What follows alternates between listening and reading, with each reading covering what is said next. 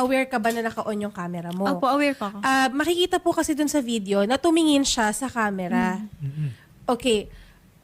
Yan, tumingin ka pa sa camera pero wala kang glasses. Opo, wala pong glasses. Okay.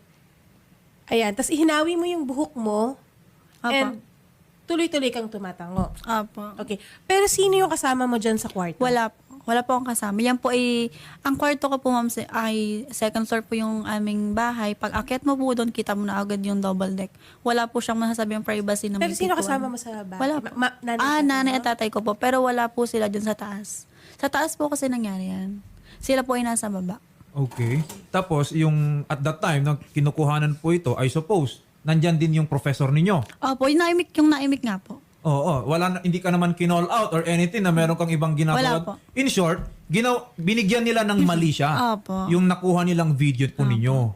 At yung mali siya na yon, ginawa na nila ng kwento, pinakalat sa kahit sino-sino hanggang sa, baka nga buong eskwela nyo na nakakaalam po niyan. Yun nga po, sir. Yun nga po yung sinasabi ko sa school namin na hindi na nga po natin makokontrol kahit magtanong-tanong kayo kung alam mo ba yung issue nito, ganyan. Wala na pong aamin. Nag-apologize po ba sa inyo itong mga taong ito?